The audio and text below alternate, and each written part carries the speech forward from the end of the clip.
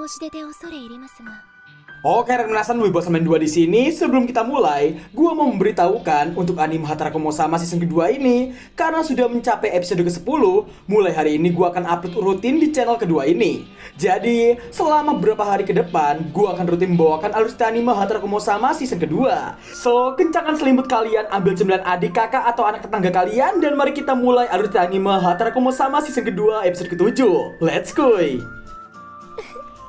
Cerita dibuka dengan diperlihatkannya Mao dan yang lain yang tengah membersihkan kedai mereka. Oguro nampak sangat bahagia karena pendapatan mereka di hari tersebut yang memecahkan rekor sebelumnya. Semua itu juga berkat para gadis yang membantu mereka. Mao kemudian menyarankan untuk mengubah strategi mereka. Namun, Oguro justru nampak santai dan berniat memberikan bonus kepada mereka. Sebelum Suzuno dan Chiho pergi, Oguro nampak mengajak mereka berfoto bersama. Mao kemudian mengingat perkataan Kamiyo sebelumnya, di mana Oguro lah yang menyebabkan dirinya dan pasukan ditelan oleh auman naga. Sesaat kemudian, Emi mengirimkan pesan yang meminta Mao untuk menemui dirinya di mercusuar bersama dengan Kamiyo. Dan Emi juga meminta supaya jangan sampai Oguro mengetahuinya. Mao kemudian mengajak Asia dan Urushihara untuk ikut dengannya. Scene berpindah di mercusuar. Terlihat Mao, Asia dan Urushihara yang telah berkumpul di sana. Tak lama kemudian, Emi datang sendirian. Mao yang heran pun bertanya di manakah Chiho dan Suzuno. Ternyata, Emi meminta Suzuno untuk menemani Chiho. Karena Arasu yang turut dibawa oleh Emi, Mao mengira mereka akan bertarung. Namun, Emi tidak membenarkannya dan meminta Kamiyo untuk menceritakan semuanya. Kamiyo pun mulai bercerita, di mana diketahui ada seorang manusia yang menemuinya di ibu kota iblis, di mana sang manusia berkata, pemilik pedang suci bisa menguasai alam iblis, surga, dan ente Isla. Terlihatlah iblis garis keras yang tertipu oleh perkataan manusia tersebut, hendak membalaskan dendam mereka. Emi pun menjelaskan bahwa setelah mau pergi, alam iblis terbagi menjadi garis keras dan pasifis, di mana Kamiyo menjadi kerepotan untuk mendamaikan kedua kubu tersebut.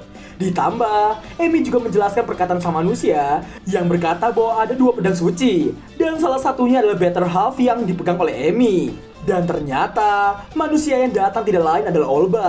Asia dan Urushihara nampak kesal karena telah mengampuninya. Asia kemudian bertanya, siapakah pemimpin garis keras? Kamiyo pun menjelaskan bahwa wakil jenderal iblis selatan, Barbaris Ciala yang memimpin mereka. Karena Mao yang protes seharusnya mereka bisa membahas semua hal tersebut di penginapan, Emi kemudian menjelaskan karena adanya Oguro di sana. Karena jika Oguro bisa mengalahkan Kamiyo dan iblis lainnya, maka Oguro bukanlah manusia biasa. Karena mendapatkan informasi dari Olba, membuat Mao mengira datangnya Kamiyo di Choushi hanyalah sebuah kebetulan semata. Namun, Kamiyo tidak membenarkannya, karena Olba meninggalkan petunjuk untuk menemukan pedang suci. Dan itu menunjuk di Choushi. Mao menduga itu adalah reaksi terhadap pecahan Yesod. Emi kemudian menjelaskan bahwa sebagian besar garis keras sedang OTW ke Jepang. Mendengar yang membuat Mao emosi karena Emi tidak mengatakannya dari awal. Kamiyo juga menjelaskan bahwa mereka akan tiba tengah malam nanti. Meski Emi tidak peduli dengan pasukan iblis, tapi jika Olba terlibat, sudah beda cerita. Dengan nada menekan, Emi berkata itu adalah tanggung jawab mereka karena membawa perang ke negara tersebut. Mao kemudian bertanya pada Emi, alasan Emi mempercayai mereka. Di mana Emi menjelaskan ketika Mao mempertemukan dirinya dengan Kamiyo, Mao juga mengajak Chiho dan Arasu. Dengan wajah sunderenya, Emi merasa percaya Mao dan yang lain takkan berbohong padanya. Maka, itu juga merupakan tanggung jawabnya. Mao mengira Emi takkan mempercayainya. Oleh karena itu, Mao pun berterima kasih karena Emi yang telah mempercayai dirinya. Melihat wajah Mao, membuat wajah Emi terkejut dan memerah. Saking sunderenya, Emi mengeluarkan pedangnya hanya untuk menutupi rasa malunya. Terlihatlah Arasu yang juga akan berjuang. Mao kemudian merasa tidak yakin bisa melawan pasukan besar iblis. Belum selesai menjelaskan tentang pedang yang dibawa oleh Kamiyo, tak lama kemudian, sebuah portal hitam muncul secara tiba-tiba. Singkat waktu, Urushihara yang melihat menggunakan sihirnya melihat kerumunan iblis yang datang melewati portal. Emi kemudian berniat memulainya terlebih dahulu bersama dengan Arasu.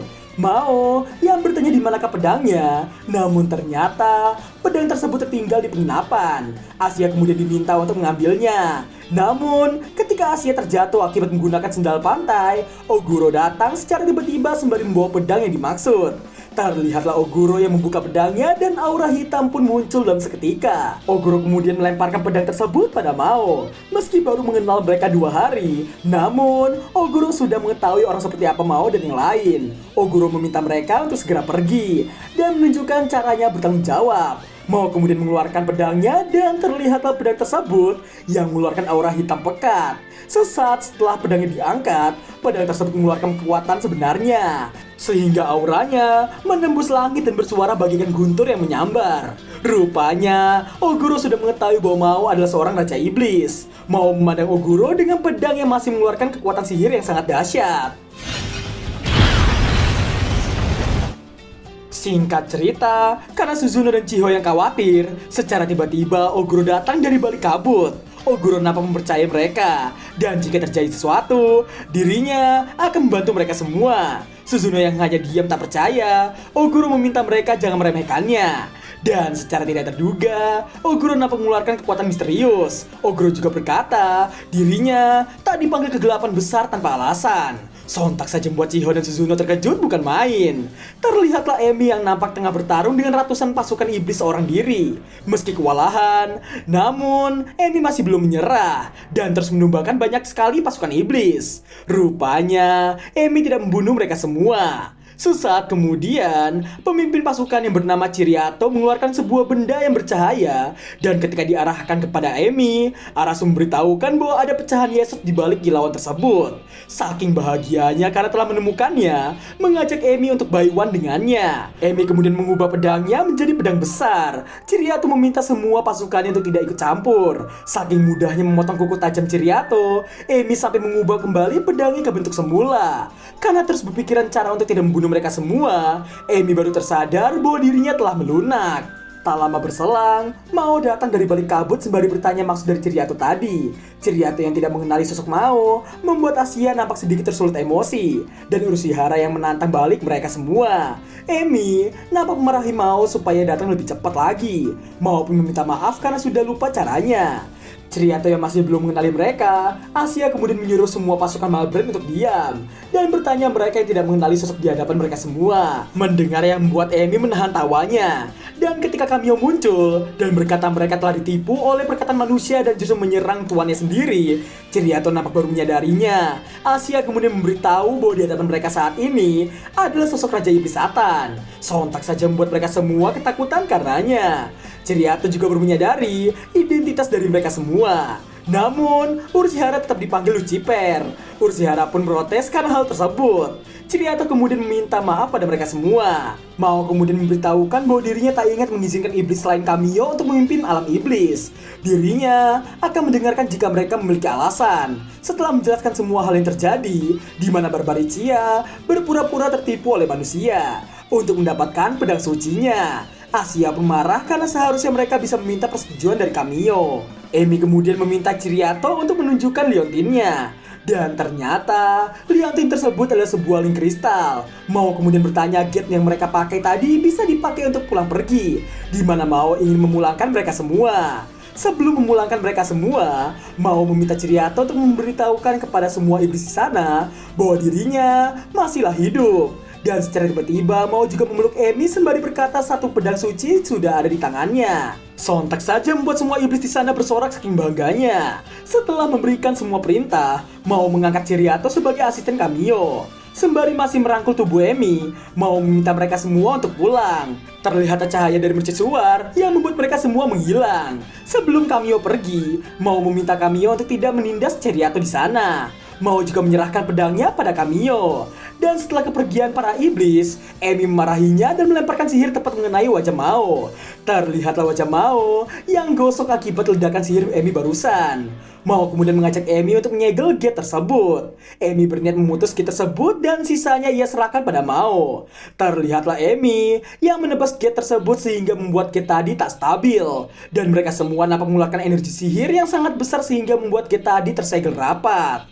Setelah kabut menghilang, Chiho dan Suzuno nampak tengah mencari keberadaan Emi dan yang lain karena Oguro yang memberitahukan bahwa energi sihir mereka telah habis. Dan mungkin saja 3 di antara mereka terjatuh ke laut. Dan pada akhirnya, mereka berhasil menemukan Emi yang telah menyelamatkan Mao dan yang lain. Sesaat kemudian, Arasu muncul dan langsung menceritakan semua yang telah terjadi di sana sembari memeluk Chiho. Meski tak paham, Chiho tetap ikut senang dengan semua hal itu. Keesokan harinya, Oguro meminta mereka semua untuk tidak bekerja lagi lagi di sana. Mereka pun terkejut karena hal tersebut. Oguro juga memberitahukan bahwa kontrakan mereka telah selesai diperbaiki. Chiho kemudian meminta maaf karena menyelat. Chiho kemudian menunjuk ke arah sebuah bayangan orang yang duduk di kursi. Bayangan itu pun langsung berlari ke dalam. Sontak saja membuat mereka semua penasaran dan ketakutan. Ketika Asia menoleh ke belakang, terlihatlah banyaknya kerumunan bayangan manusia di sana. Oguro menjelaskan itu semua salah mereka. Oguro kemudian menjelaskan bahwa hantu Morenyasa itu tidak ada, di mana tempat tersebut adalah salah satu tempat suci untuk orang mati yang membersihkan jiwanya saat obon. Oguro memberitahukan bahwa dirinya dan sang ayah bertarung melindungi orang mati. Dengan kata lain, mereka adalah penjaga tempat tersebut. Namun, karena sihir kuat yang mereka gunakan sebelumnya, membuat tempat suci tersebut terkontaminasi, di mana para arwah hampir kehilangan bentuk manusia mereka. Oguro nampak akan tetap memberikan gaji dan bonus untuk mereka semua.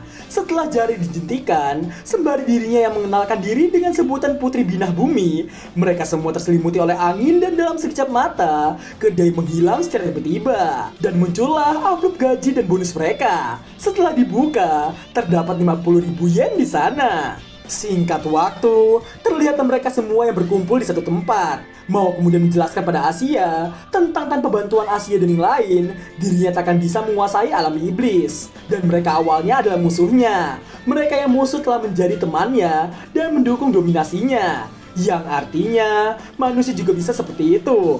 Asia pun setuju dengan perkataan Mao barusan. Setelah memandang dan menyebutkan beberapa keindahan Chousi, Mao tak berniat memusnahkan keindahan tersebut, dan justru berniat menguasainya saja.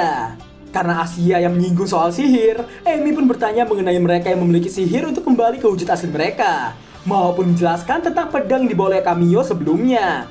Pedang tersebut adalah tanduknya yang Emi patahkan dulu, di mana tersimpan energi sihir di dalamnya. Emi pun terkejut mendengarnya, dan Mao kemudian memberikan pecahan Yesod yang terdapat di permukaan sarung pedangnya kepada Emi.